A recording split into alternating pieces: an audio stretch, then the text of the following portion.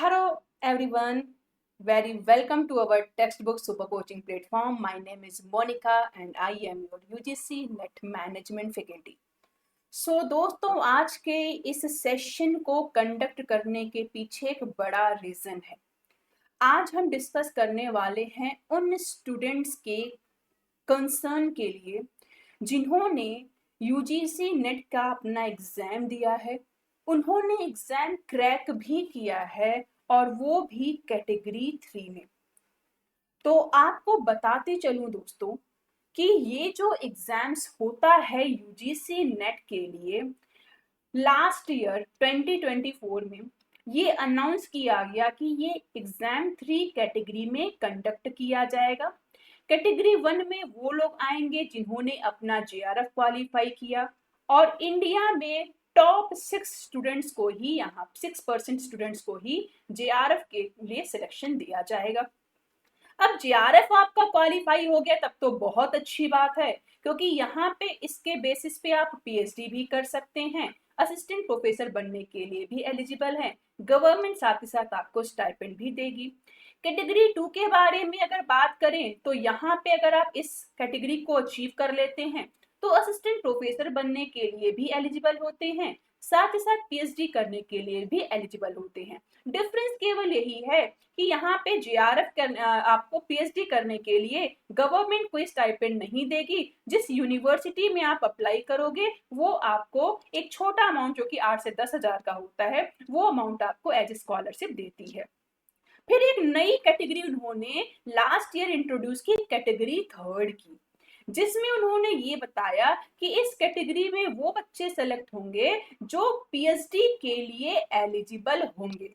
तो एक्चुअल में दोस्तों पहले क्या होता था कि पीएचडी के लिए आप नेट स्कोर के बेसिस पे भी पीएचडी में एडमिशन ले पाते थे, साथ ही साथ यूनिवर्सिटी या कॉलेजेस इंडिविजुअल लेवल पे भी अपना एंट्रेंस एग्जाम कराती थी, रिटन एग्जाम कराती थी, फिर इंटरव्यू लेती थी और एक मेरिट लिस्ट निकाल करके आपको इनरोलमेंट दे देती थी पीएचडी के लिए। बट लास्ट ईयर यूजीसी ने ये नोटिफिकेशन निकाला कि अब से कोई भी यूनिवर्सिटी इंडिविजुअल बेसिस पे अपना पीएचडी के लिए एग्जाम नहीं कंडक्ट कराएगी।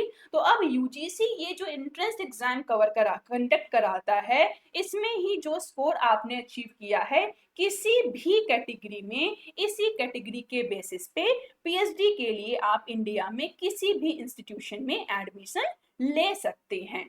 तो ये बात तो चलो समझ में आ गई। अब प्रॉब्लम ये हो रहा है दोस्तों कि अब यूनिवर्सिटी एग्जाम्स कंडक्ट करा नहीं सकती हैं, नेट के स्कोर के बेसिस पे ही उन्हें पीएचडी में एडमिशंस लेना है।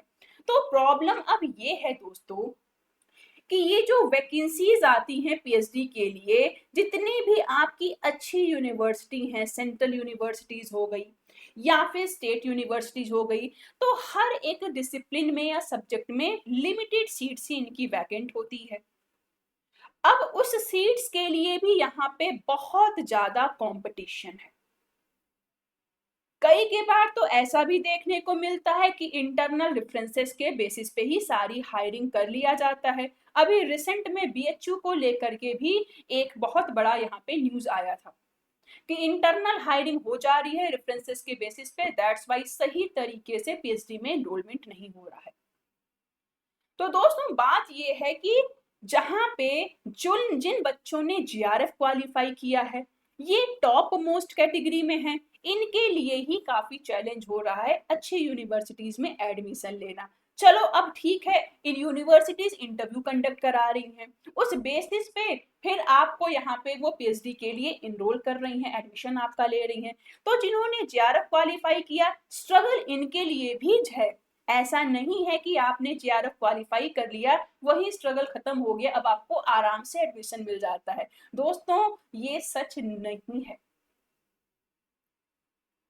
तो यहाँ पे कंपटीशन जेआरएफ वालों के लिए भी है। अब इनसे नीचे जो सेकंड कैटेगरी में है नेट वाले, अब इन्होंने क्या किया, अब ये भी कहीं ना कहीं स्ट्रगल फेस कर रहे हैं, क्योंकि अगर सीट पहले मिल रही है तो जेआरएफ वालों को मिलेगी, उसके बाद कहीं अगर सीट वैकेंट है तब इनका नंबर आएगा मेरिट लिस्ट में। तो अब सबसे बड़ा कंसर्न किसके लिए है? उनके लिए जो कैटेगरी 3 में आ रहे हैं, जिन्होंने बहुत मेहनत करके अपना यूजीसी नेट का एग्जाम क्लियर किया है। ठीक है, थर्ड कैटेगरी में ही उन्होंने आए, इसके ये भी बहुत बड़ा यहाँ पे अचीवमेंट बन जाता है, क्योंकि इसी स्कोर के बेसिस पे यूजीसी क्लेम करती है कि आपको पीएचडी में एडमिशन मिलेगा। तो जहां पे इतना सारा कंपटीशन जेआरएफ वालों के लिए है, तो जिन्होंने थर्ड कैटेगरी क्रैक किया है, इनके लिए तो सीट खाली ही नहीं हो पा रही है, इनको कहीं पे भी एडमिशंस नहीं मिल पा रहे हैं। तो पिछले कई सारे साइकिल्स में जब हम लोगों ने बच्चों को पढ़ाया, एग्जाम क्रैक कराया, तो जिनका थर्ड कैटेगरी आया वो भी कहीं ना कहीं रिलैक्स थे, चलो ठीक है स्टाइपेंड नहीं मिलेगा या बहुत कम मिलेगा, लेकिन एटलीस्ट एडमिशन तो मिल जाएगा। तो जिन्होंने एक साल पहले अपना नेट का एग्जाम क्लियर किया है, जो जिन्होंने जून मंथ में अपना 24 में एग्जाम क्रैक किया था, थर्ड कैटेगरी अचीव किया, इतना टाइम हो गया, अभी भी उनको एडमिशन नहीं मिल पाया है। रीजन क्या है? मेरिट लिस्ट बनेगी, सीट लिमिटेड है, तो उसमें से भी आधा तो इन लोगों ने इंटरनल रिक्रूटमेंट कर लिया, उसके बाद जो बच्चे बेचारे जेआरएफ वाले उनको एडमिशन मिल रहा है। तो कैटेगरी थर्ड वालों के लिए अगर आपने क्लेम किया है कि इस स्कोर के बेसिस पे एडमिशन मिलेगा, तो एटलीस्ट सारी जो भी एक्टिविटीज हो रही हैं या जो सिलेक्शन प्रोसीजर है उसको तो सही करवाया जाए, ताकि जिन बच्चों ने 6 महीना 1 साल अपना दिया है ये कैटेगरी को क्लियर करने के लिए, एटलीस्ट एग्जाम जब उन्होंने क्लियर कर लिया है तो उन्हें कहीं पीएचडी के लिए एडमिशन मिल जाए। क्योंकि दोस्तों ये फेज भी इतना आसान नहीं होता है, मिनिमम यहाँ पे 3 to 4 ईयर तो आपको लगेगा ही। पीएचडी करने जाओगे 3 साल का तो बस कोर्स वर्क होता है, फिर उसके बाद थीसिस आपको बनाने में, कंप्लीट करने, सबमिट करने में कम से कम 1 से 2 साल का टाइम लग जाता है, और यही रीजन है कि जो स्कॉलरशिप मिलती है वो 5 साल के लिए मिलती है। अब इसके ऊपर एक और बड़ी समस्या सर्टिफिकेट की वैलिडिटी को लेकर के। अब सर्टिफिकेट इन्होंने रिलीज कर दिया, जेआरएफ के लिए जो इन्होंने सर्टिफिकेट रिलीज किया, अवार्ड लेटर, उसकी वैलिडिटी इन्होंने 3 साल के लिए दी। वहीं थर्ड और सेकंड कैटेगरी में जो बच्चे आते हैं, यानी जिन्होंने अपना नेट क्वालिफाई किया, ये जो थर्ड कैटेगरी में जिन्होंने क्लियर किया है, उनके लिए पीएचडी के लिए वैलिडिटी केवल 1 साल की कर दिया है।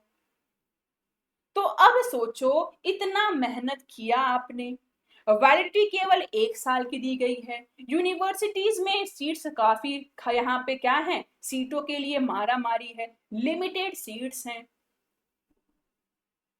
तो अब अगर हम जनरलाइज करें इन सारे ही कॉन्टेक्स्ट को, तो क्या कंक्लूजन निकल के आता है कि जिन्होंने कैटेगरी 3 में पीएचडी क्लियर किया है पीएचडी के लिए, या तो वो किसी भी ऐसी ही कॉलेजेस में पीएचडी के लिए इनरोलमेंट करा ले, क्योंकि कॉलेजेस तो बहुत हैं, बट सबकी एक डिजायर होती है कि हाँ हमें किसी अच्छे रिकॉग्नाइज सेंट्रल यूनिवर्सिटीज में एडमिशन मिल जाए पीएचडी के लिए, कहीं ना कहीं उससे उनके फ्यूचर में अपॉर्चुनिटीज भी मिल जाती हैं जब आप असिस्टेंट प्रोफेसर के लिए अप्लाई करते हो, इंटरव्यूज देते हो। बट बिटर ट्रूथ इज कि आज के डेट में स्टूडेंट्स भी ये चीज बोलते हैं, और हम भी ये चीजें रियलाइज करते हैं कि अगर आपने ये रूल्स बनाए हैं तो एटलीस्ट कोशिश कीजिए या ऐसी पॉलिसीज बनाई जाएं जिससे कि बच्चों के साथ ये डिस्क्रिमिनेशन ना हो, और जिन्होंने इतना मेहनत किया है कैटेगरी 3 के लिए, पीएचडी के लिए ही एलिजिबल हुए हैं, तो उन्हें विद इन 1 ईयर, जब तक उनके सर्टिफिकेट की वैलिडिटी है, उन्हें अच्छे यूनिवर्सिटीज में एडमिशन भी मिल जाए। तो क्या कहना है आप लोगों का, नीचे आप लोग कमेंट सेक्शन में जरूर से शेयर कीजिएगा। और अगर अभी तक दोस्तों आपने चैनल को सब्सक्राइब नहीं किया है तो तुरंत से कर दीजिए, जिससे कि कोई भी यूजफुल इंफॉर्मेशन हम इजिली आप तक शेयर कर सकें। इसी के साथ ये सेशन एंड करूंगी। सेशन पसंद आया हो तो लाइक जरूर करिएगा। Thank you so much.